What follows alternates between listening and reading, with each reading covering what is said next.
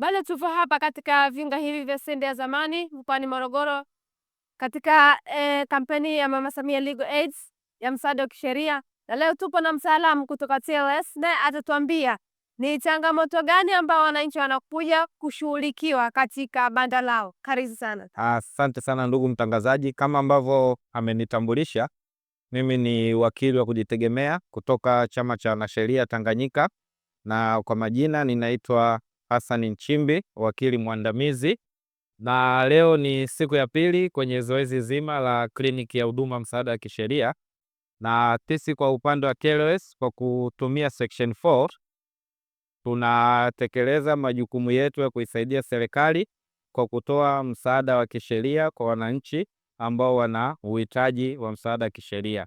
Na mpaka hivi sasa ninaweza kukiri kwamba moja ya changamoto ambazo wananchi nyingi wanakutana nazo sana sana zinaangukia kwenye migogoro inayohusiana na ardhi na mirathi kidogo na madai ya kawaida kidogo, ila ardhi ni asilimia kubwa sana ndio kuna migogoro. Mwitikio toka jana mpaka leo upoje katika banda lenu? Tunashukuru raia wameweza kutambua umuhimu, na kwa kweli mwitikio umekuwa ni wa hali ya juu, kwa sababu mpaka kufikia leo tayari tumeshasikiliza zaidi ya wananchi 35. Kwa hiyo tunaona ni kwa jinsi gani mwamko wa wananchi umekuwa mkubwa wa kutaka kuja kupata msaada wa kisheria.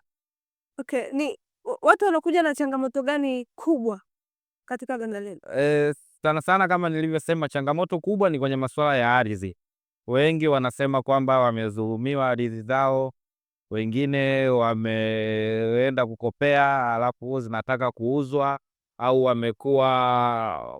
wamekuwa garanta kwa wakopaji na wakopaji wameshindwa kulipa madeni, hivyo ardhi zao zinataka kuuzwa. Kwa hiyo changamoto kwenye ardhi sana sana ndio hizo.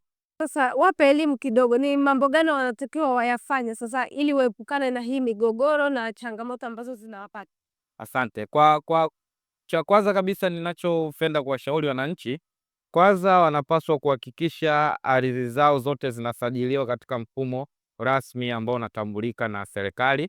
Na kwa bahati nzuri leo kwenye hii zoezi letu pia kuna watu wa ardhi wanashughulika na hayo mambo ya usajili wa ardhi. Kwa jambo la kwanza kabisa wanatakiwa kuhakikisha ardhi zao zinasajiliwa katika mfumo rasmi. Kwa nini nasema zinasajiliwa katika mfumo rasmi?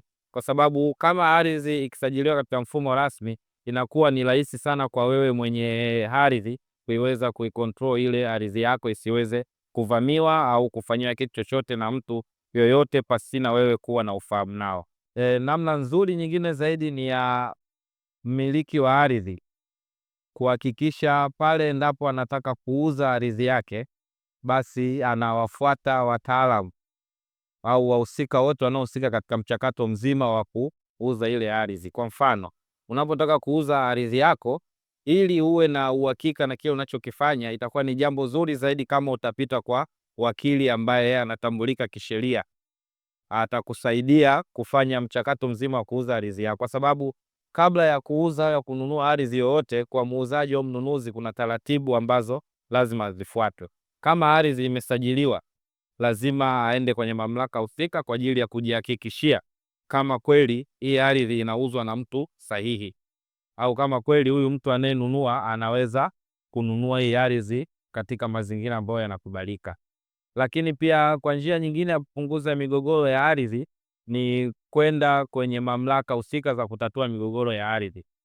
Si jambo vyema sana kutatua migogoro ya ardhi katika njia ambazo sio za kisheria, na washauri wananchi waweze kufika kwenye mamlaka au vyombo vya kisheria kwa ajili ya kwenda kutatua migogoro yao ya ardhi.